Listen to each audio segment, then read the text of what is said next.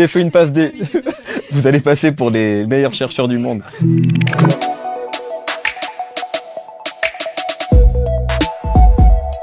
Il y a quelque chose de très simple, c'est que je pense que pour la plupart, ce sont les mêmes mecs en fait. Ils viennent des mêmes endroits pour la plupart. Évidemment, le rap maintenant, c'est pas uniquement des gens de banlieue, mais quand même, il y a beaucoup de gens qui viennent de banlieue et qui font du rap. De la même manière que le foot, c'est pas uniquement des gens de banlieue, le rap également est quand même une musique majoritairement faite par des jeunes, et le foot également en fait.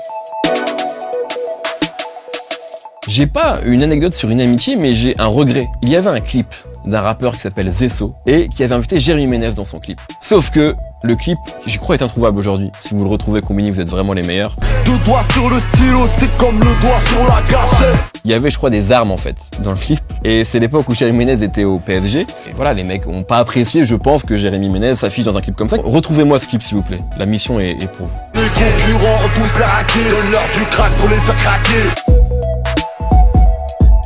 Je crois qu'aujourd'hui, avec toute cette nouvelle génération-là, encore une fois, ils ont grandi avec cette musique-là. C'est de leur génération, c'est leur culture, c'est leur ADN. Quand Mr V fait un album, bah, c'est la même chose en fait que si Memphis Depay fait un album aujourd'hui. En fait, c'est des mecs qui ont aujourd'hui qui peuvent se le permettre, comme Tony Parker à l'époque. En fait, je trouvais ça cool que un mec était au top de sa carrière, il se fasse ce kiff-là et il se mette en danger. Quand c'est fait de manière sincère et que c'est pas opportuniste, franchement, je trouve ça cool en fait.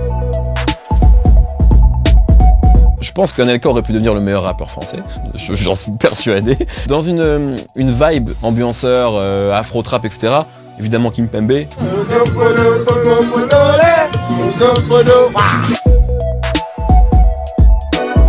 Mettons que ces qualités de rappeur soient transposées dans le foot, ben Damso en fait, il y a une sorte d'intelligence de rap. Je pense que ce serait un bon numéro 10 Damso.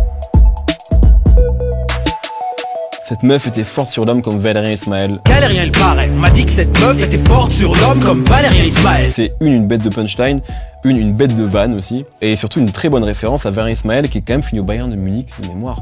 Et personne n'y croyait quand il était au RC Lens, comme quoi faut croire en ses rêves. Il faudrait le plus élégant et en même temps il faut aussi la plus belle carrière. Et j'ai peut-être envie de dire Akhenaton parce que je trouve qu'Akhenaton avec le temps, il a commencé à ressembler à Zidane. Ah, je vais pas mentir, il y a 10-20 ans j'aurais dit le foot, mais aujourd'hui non. Quand tu tombes vraiment sur un album qui te parle énormément, c'est un plaisir incroyable quoi. Je regarde moins de matchs de foot qu'à l'époque. Même un album moyen de rap, je vais me forcer à l'écouter. Un match moyen de foot, je vais vite m'emmerder quoi. Avec le temps, je pense que j'ai choisi le rap plutôt que le foot. Voilà.